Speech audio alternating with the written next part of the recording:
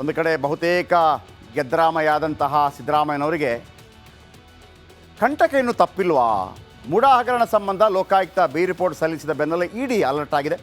ಮುಡಾ ಅಧಿಕಾರಿಗಳಿಗೆ ಇಂದು drill ಎತ್ತಿದೆ. Relief ಮಧ್ಯೆ CM Siddaramaiah ಅವರಿಗೆ ಆತಂಕ ಶುರುವಾಗಿದೆ. ಏನದು ನೋಡಿ, ಪಿ ಎನ್ ದೇಸಾಯಿ ಆಯೋಗ ವಾಪಸ್ ಹೋಯಿತು. ಈಗ ಲೋಕಾಯುಕ್ತ ವರದಿ ಸಲ್ಲಿಸಿದೆ. ಸಿ ಬಿ ಐಗೆ ಕೊಡಬೇಡಿ ಅಂಥೇಳಿ, ಕೊಡೋದು ಬೇಡ ಅಂತೇಳಿ ಹೈಕೋರ್ಟ್ ಹೇಳಿದೆ. ಆದರೆ ಇಡಿದು ಇನ್ನೂ ಕೂಡ ಬಾಕಿ ಇದೆ. ಇಡಿಯಿಂದಾಗಿ ಸಮಸ್ಯೆ ಆಗುತ್ತಾ ಸಿದ್ದರಾಮಯ್ಯನವರಿಗೆ? ಕೊನೆಗೂ ಬಾಕಿಯೆಲ್ಲ ಸೇಫ್. ಇಡಿಯಲ್ಲಿ ಮಾತ್ರ ಇಡಿ ಕಳ್ಳದಲ್ಲಿ ಸಿಲ್ಕಾಕೋತಾರ? ಒಂದು ಡೌಟ್ ಇದೆ. ರಿಪೋರ್ಟ್ ನೋಡಿ, ಅದರ ಬಗ್ಗೆ ಮಾತಾಡ್ತೀವಿ.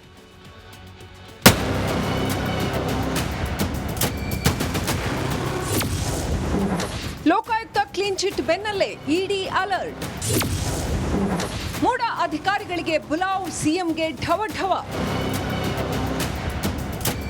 ರಾಜ್ಯ ರಾಜಕಾರಣದಲ್ಲಿ ಬಿರುಗಾಳಿ ಎಬ್ಬಿಸಿದ್ದ ಮುಡಾ ಹಗರಣದ ಲೋಕಾಯುಕ್ತ ತನಿಖೆ ಕಂಪ್ಲೀಟ್ ಆಗಿದ್ದು, ಜನಪ್ರತಿನಿಧಿಗಳ ಕೋರ್ಟ್ಗೆ ಲೋಕಾಯುಕ್ತ ಎಸ್ಪಿ ಉದೇಶ್ ವರದಿ ಸಲ್ಲಿಕೆ ಮಾಡಿದ್ದಾರೆ.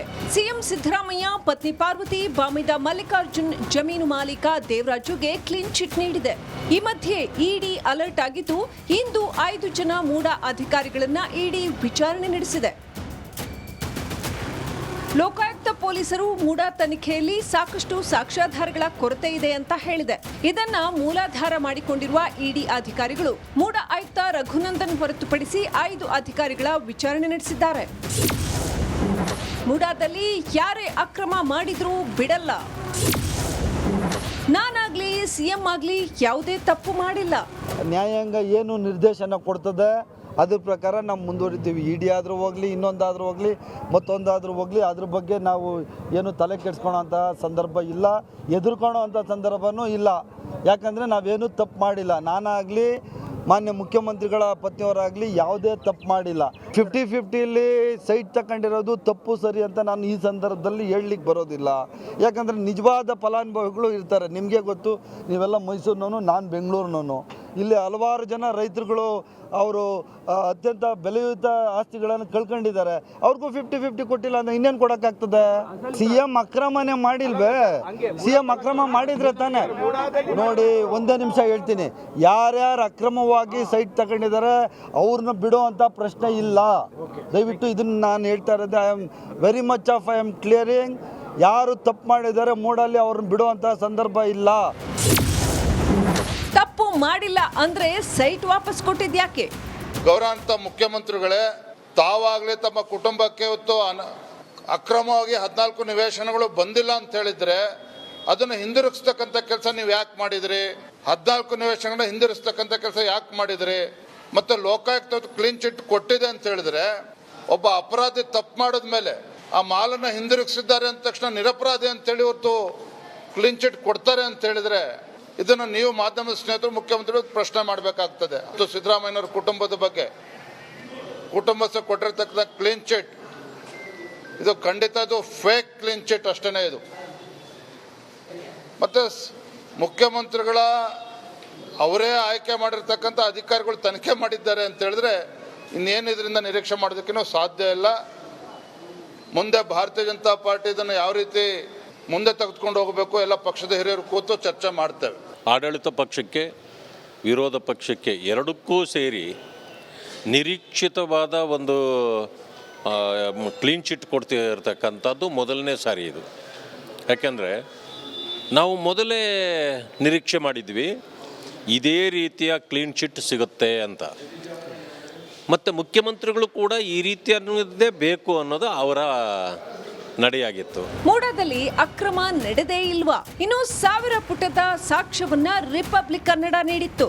ಅಲ್ಲಿ ದಾಖಲೆಗಳಿಗೆ ವೈಟ್ನರ್ ಹಚ್ಚಿದ್ಯಾಕೆ? 14 ಸೈಟ್ ವಾಪಸ್ ನೀಡಿದ್ದು ಸಾಕ್ಷ್ಯ ಅಲ್ವಾ? ಸಿದ್ದರಾಮಯ್ಯ ಸೈಟ್ ವಾಪಸ್ ನೀಡಿದ್ಯಾಕೆ? ಸ್ನೇಹಮಯಿ ಕೃಷ್ಣ ಕೊಟ್ಟ ದಾಖಲೆಗಳು ಸಾಕ್ಷ್ಯ ಆಗಲ್ವಾ ಅನ್ನೋ ಅನುಮಾನಗಳು ಶುರುವಾಗಿವೆ. Bureau report, Republic Kannada. ನೋಡಿ, ಸಿದ್ದರಾಮಯ್ಯನವರು ಇಡೀ ಕಳದಲ್ಲಿ ಸಿಲುಕಾಕೋತಾರ ಇಲ್ವೋ ಗೊತ್ತಿಲ್ಲ. ತನಿಖೆಗಳಂತೂ ಭಾಳ ಜೋರಾಗಿ ಆಗ್ತಾ ಇದೆ. ಆಡಳಿತ ಪ್ರತಿಪಕ್ಷಗಳೆಲ್ಲವೂ ಕೂಡ. ರಾಜಕಾರಣಿಗಳ ಅಥವಾ ಸಾರ್ವಜನಿಕ ಜೀವನದಲ್ಲಿರೋ ಒಂದು ದೊಡ್ಡ ಸಮಸ್ಯೆ ಏನಪ್ಪ ಅಂತಂದರೆ, ಒಂದು ಮಾತಿದೆ, ಬಿಳಿ ಬಟ್ಟೆ ಹಾಕಿರ್ತಾರೆ. ಕೆಲವರು ಕಳ್ಳರಂತೂ ಸಿಕ್ಕಾಕೊಳ್ಳೋದೇ ಇಲ್ಲ ಬಿಡಿ. ಯಾಕಂದರೆ ಅವ್ರು ಕಲಿತೇ ಬಂದಿರ್ತಾರೆ ಕಳ್ಳತನ ಹೆಂಗೆ ಮಾಡೋದು ಅಂತೇಳಿ. ಈಗ ನಾನು ಅವತ್ತಿಂದ ಹೇಳ್ತಾ ಇದ್ದೆ, ಈ ಬಸ್ ಸ್ಟ್ಯಾಂಡಲ್ಲಿ ಸಾಧಾರಣ ಸರಗಳ್ಳರು, ಪಾಕೆಟ್ ಕಳ್ಳರು, ಪಿಕ್ ಪಾಕೆಟ್ ಮಾಡೋರು ಅಂತ ಇದ್ದಾರಲ್ಲ, ಪಿಕ್ ಪಾಕೆಟ್. ಅವ್ರಿಗೆ ಯಾವ್ದು ಕೇಸ್ ಗೊತ್ತಾ? 420 ಕೇಸ್, 420 ಪಿಕ್ ಪಾಕೆಟ್ ಕೇಸ್. ಅದು ಅವರಿಗೆ 6 ತಿಂಗಳಿಂದ 7 ವರ್ಷ ಜೈಲು. 7 ವರ್ಷ ಎಲ್ಲ ಆಗಲ್ಲ ಪಿಕ್ ಪಾಕೆಟ್ ಮಾಡಿದ್ರೆ, 6 ತಿಂಗಳು ಅಥವಾ ಏನೋ ಕೊಟ್ಟುಬಿಟ್ಟು ನಾವು ಅದನ್ನು ಮೆಜೆಸ್ಟಿಕಲ್ಲಿ ದೊಡ್ಡ ಫೋಟೋ ಹಾಕ್ತೀವಿ. ಪಿಕ್ ಪಾಕೆಟ್ ಕಳ್ಳರು ಕಳ್ಳರಿದ್ದಾರೆ ಎಚ್ಚರಿಕೆ, ದೊಡ್ಡ ಬೋರ್ಡ್. ಈ IMA ಹಗರಣ ಮತ್ತೊಂದು ಹಗರಣ ಎಲ್ಲ ಆಯ್ತಲ್ಲ, ಇಲ್ಲಿ ಸಾವಿರಾರು ಕೋಟಿ ಹಗರಣ ಆಗುತ್ತೆ. ಮಜಾ ಏನು ಗೊತ್ತಾ? ಅದು ಕೂಡ 420 ಕೇಸ್. ಇದು ಗೊತ್ತಿರುತ್ತೆ ಇವರಿಗೆ. ಏನಾಗ್ಬೋದು? 1,000 ಕೋಟಿ ಲೂಟಿ ಹೊಡೆಯೋದು. ಕೇಸ್ ಸಿಕ್ಕಿಲ್ಲ ಅಂದರೆ ಸಿಕ್ಕಿಲ್ಲ ಬಿಡಿ, ಸಿಕ್ಕಾಕೊಂಡ್ರು ಇಟ್ಕೊಳ್ಳೋಣ. ಪೊಲೀಸರು ಬರ್ತಾರೆ, ಹೊಡಿತಾರೆ, ಮತ್ತು ಮಾಡ್ತಾರೆ. ಇವರು 1000 ಕೋಟಿ ಇಲ್ಲ 500 ಕೋಟಿ ಕೊಟ್ಟು ಬಿಡ್ತಾರೆ. ಸ್ವಲ್ಪ ಕೊಟ್ಟು ಪೊಲೀಸರಿಗೆ ಕೊಡೋಕೆ ಶುರು ಮಾಡ್ತಾರೆ. ಫಾರ್ ಎಕ್ಸಾಂಪಲ್, ಅದಕ್ಕೊಂದು ಬೆಸ್ಟ್ ಎಕ್ಸಾಂಪಲ್ ಏನು ಗೊತ್ತಾ? ಈ ಕರೀಂಲಾಲಾ ತೇಲಗಿ ಎಷ್ಟು ದುಡ್ಡು ಮಾಡಿದ್ದ ಅಂತಂದರೆ, ಪೊಲೀಸರಿಗೆ ಕೊಟ್ಟು ಪೊಲೀಸರು ಕೊಟ್ರ, ಲಾಸ್ಟಿಗೆ ಅವನ್ನೇ ಸಾಯಿಸ್ಬಿಟ್ರು. ಆಮೇಲೆ ಆ ಟೈಮಲ್ಲಿ ಕೆಲಸ ಮಾಡಿದಂಥ ಅನೇಕ ಪೊಲೀಸರು VRS ತಗೊಂಡ್ಬಿಟ್ರು. ಯಾರಿಗೆ ವ್ಯವಸ್ಥೆಯನ್ನು ಕೇಳೋಣ? ಈ ಸಂದರ್ಭ ಯಾಕೆ ಹೇಳಿದೆ ಅಂತಂದರೆ, ನಾನು ಕೆಲವೊಮ್ಮೆ ಈಗ ಸಿದ್ದರಾಮಯ್ಯ ಹೇಳ್ತಾ ಇದ್ದಾರಲ್ವಾ, ಸಿದ್ದರಾಮಯ್ಯ ತಪ್ಪು ಮಾಡಿದರೆ ಒಳಗೆ ಹೋಗಲೇಬೇಕು, ಅದರಲ್ಲಿ 2 ಮಾತಿಲ್ಲ. ಆದರೆ ಈ ಕಳಂಕ ಹಚ್ಚುವಂಥ ಸಂದರ್ಭದಲ್ಲಿ ಏನಾಗುತ್ತೆ? ಈಗ ಅವರು ವೈಟ್ ಬಟ್ ಒಂದು ಕಡೆ ಬಹುತೇಕ ಗೆದ್ದರಾಮಯ್ಯ ಆದಂತಹ ಸಿದ್ದರಾಮಯ್ಯನವರಿಗೆ ಕಂಟಕ ಇನ್ನೂ ತಪ್ಪಿಲ್ವಾ? ಮುಡಾ ಹಗರಣ ಸಂಬಂಧ ಲೋಕಾಯುಕ್ತ ಬಿ ರಿಪೋರ್ಟ್ ಸಲ್ಲಿಸಿದ ಬೆನ್ನಲ್ಲೇ ED ಅಲರ್ಟ್ ಆಗಿದೆ. ಮುಡಾಧಿಕಾರಿಗಳಿಗೆ ಇಂದು ಡ್ರಿಲ್ ಎತ್ತಿದೆ. ರಿಲೀಫ್ ಮಧ್ಯೆ CM ಸಿದ್ದರಾಮಯ್ಯ ಅವರಿಗೆ ಆತಂಕ ಶುರುವಾಗಿದೆ. ಏನದು ನೋಡಿ, PN ದೇಸಾಯಿ ಆಯೋಗ ವಾಪಸ್ ಹೋಯಿತು. ಈಗ ಲೋಕಾಯುಕ್ತ ವರದಿ ಸಲ್ಲಿಸಿದೆ. CBIಗೆ ಕೊಡಬೇಡಿ ಅಂಥೇಳಿ, ಕೊಡೋದು ಬೇಡ ಅಂತೇಳಿ ಹೈಕೋರ್ಟ್ ಹೇಳಿದೆ. ಆದರೆ EDದು ಇನ್ನೂ ಕೂಡ ಬಾಕಿ ಇದೆ. EDಯಿಂದಾಗಿ ಸಮಸ್ಯೆ ಆಗುತ್ತಾ ಸಿದ್ದರಾಮಯ್ಯನವರಿಗೆ? ಕೊನೆಗೂ ಬಾಕಿಯೆಲ್ಲ ಸೇಫ್. EDಯಲ್ಲಿ ಮಾತ್ರ ED ಕಳ್ಳದಲ್ಲಿ ಸಿಕ್ಕಾಕೋತಾರ? ಒಂದು ಡೌಟ್ ಇದೆ. ರಿಪೋರ್ಟ್ ನೋಡಿ, ಅದರ ಬಗ್ಗೆ ಮಾತಾಡ್ತೀವಿ.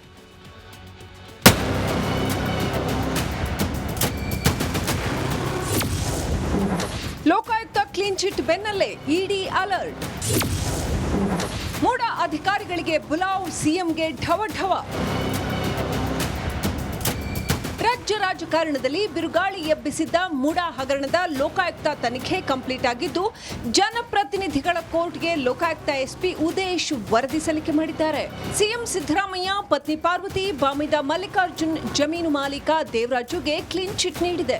ಈ ಮಧ್ಯೆ ED ಅಲರ್ಟ್ ಆಗಿದ್ದು, ಇಂದು 5 ಜನ ಮೂಡಾ ಅಧಿಕಾರಿಗಳನ್ನ ED ವಿಚಾರಣೆ ನಡೆಸಿದೆ. ಲೋಕಾಯುಕ್ತ ಪೊಲೀಸರು ಮೂಡಾ ತನಿಖೆಯಲ್ಲಿ ಸಾಕಷ್ಟು ಸಾಕ್ಷ್ಯಾಧಾರಗಳ ಕೊರತೆ ಇದೆ ಅಂತ ಹೇಳಿದೆ. ಇದನ್ನ ಮೂಲಾಧಾರ ಮಾಡಿಕೊಂಡಿರುವ ED ಅಧಿಕಾರಿಗಳು ಮೂಡಾ ಆಯುಕ್ತ ರಘುನಂದನ್ ಹೊರತುಪಡಿಸಿ 5 ಅಧಿಕಾರಿಗಳ ವಿಚಾರಣೆ ನಡೆಸಿದ್ದಾರೆ. ಮೂಡಾದಲ್ಲಿ ಯಾರೇ ಅಕ್ರಮ ಮಾಡಿದ್ರೂ ಬಿಡಲ್ಲ, ನಾನಾಗ್ಲಿ CM ಆಗ್ಲಿ ಯಾವುದೇ ತಪ್ಪು ಮಾಡಿಲ್ಲ. ನ್ಯಾಯಾಂಗ ಏನು ನಿರ್ದೇಶನ ಕೊಡ್ತದೆ ಅದ್ರ ಪ್ರಕಾರ ನಾವು ಮುಂದುವರಿತೀವಿ. ED ಆದರೂ ಹೋಗಲಿ, ಇನ್ನೊಂದಾದರೂ ಹೋಗಲಿ, ಮತ್ತೊಂದಾದರೂ ಹೋಗಲಿ, ಅದ್ರ ಬಗ್ಗೆ ನಾವು ಏನು ತಲೆ ಕೆಡಿಸ್ಕೊಳೋ ಅಂಥ ಸಂದರ್ಭ ಇಲ್ಲ, ಎದುರ್ಕೊಳ್ಳೋ ಅಂಥ ಸಂದರ್ಭವೂ ಇಲ್ಲ. ಯಾಕಂದರೆ ನಾವೇನೂ ತಪ್ಪು ಮಾಡಿಲ್ಲ. ನಾನಾಗಲಿ, ಮಾನ್ಯ ಮುಖ್ಯಮಂತ್ರಿಗಳ ಪತ್ನಿಯವರಾಗಲಿ ಯಾವುದೇ ತಪ್ಪು ಮಾಡಿಲ್ಲ. 50-50 ಸೈಟ್ ತಗೊಂಡಿರೋದು ತಪ್ಪು ಸರಿ ಅಂತ ನಾನು ಈ ಸಂದರ್ಭದಲ್ಲಿ ಹೇಳಲಿಕ್ಕೆ ಬರೋದಿಲ್ಲ. ಯಾಕಂದರೆ ನಿಜವಾದ ಫಲಾನುಭವಿಗಳು ಇರ್ತಾರೆ. ನಿಮಗೆ ಗೊತ್ತು, ನೀವೆಲ್ಲ ಮೈಸೂರಿನವನು, ನಾನು ಬೆಂಗಳೂರಿನವನು. ಇಲ್ಲಿ ಹಲವಾರು ಜನ ರೈತರುಗಳು ಅವರು ಅತ್ಯಂತ ಬೆಲೆಯುತ ಆಸ್ತಿಗಳನ್ನು ಕಳ್ಕೊಂಡಿದ್ದಾರೆ. ಅವ್ರಿಗೂ 50-50 ಕೊಟ್ಟಿಲ್ಲ ಅಂದರೆ ಇನ್ನೇನು ಕೊಡೋಕ್ಕಾಗ್ತದೆ? CM ಅಕ್ರಮನೇ ಮಾಡಿಲ್ವೇ? CM ಅಕ್ರಮ ಮಾಡಿದರೆ ತಾನೇ. ನೋಡಿ, ಒಂದೇ ನಿಮಿಷ ಹೇಳ್ತೀನಿ. ಯಾರ್ಯಾರು ಅಕ್ರಮವಾಗಿ ಸೈಟ್ ತಗೊಂಡಿದ್ದಾರೆ ಅವ್ರನ್ನ ಬಿಡೋ ಅಂಥ ಪ್ರಶ್ನೆ ಇಲ್ಲ. ದಯವಿಟ್ಟು ಇದನ್ನು ನಾನು ಹೇಳ್ತಾ ಇರೋದು, ಐ ಆಮ್ ಕ್ಲಿಯರಿಂಗ್. ಯಾರು ತಪ್ಪು ಮಾಡಿದ್ದಾರೆ ಮೂಡಲ್ಲಿ ಅವ್ರನ್ನ ಬಿಡುವಂಥ ಸಂದರ್ಭ ಇಲ್ಲ. ತಪ್ಪು ಮಾಡಿಲ್ಲ ಅಂದ್ರೆ ಸೈಟ್ ವಾಪಸ್ ಕೊಟ್ಟಿದ್ಯಾಕೆ? ಗೌರವಾನ್ವಿತ ಮುಖ್ಯಮಂತ್ರಿಗಳೇ, ತಾವಾಗಲೇ ತಮ್ಮ ಕುಟುಂಬಕ್ಕೆ ಹೊತ್ತು ಅಕ್ರಮವಾಗಿ 14 ನಿವೇಶನಗಳು ಬಂದಿಲ್ಲ ಅಂತ ಹೇಳಿದ್ರೆ ಅದನ್ನು ಹಿಂದಿರುಗಿಸ್ತಕ್ಕಂಥ ಕೆಲಸ ನೀವು ಯಾಕೆ ಮಾಡಿದ್ರಿ? 14 ನಿವೇಶನಗಳನ್ನ ಹಿಂದಿರುಗಿಸ್ತಕ್ಕಂಥ ಕೆಲಸ ಯಾಕೆ ಮಾಡಿದ್ರಿ? ಮತ್ತೆ ಲೋಕಾಯುಕ್ತ ಕ್ಲೀನ್ ಚಿಟ್ ಕೊಟ್ಟಿದೆ ಅಂತ ಹೇಳಿದ್ರೆ, ಒಬ್ಬ ಅಪರಾಧಿ ತಪ್ಪು ಮಾಡಿದ ಮೇಲೆ ಆ ಮಾಲನ್ನು ಹಿಂದಿರುಗಿಸಿದ್ದಾರೆ ಅಂತ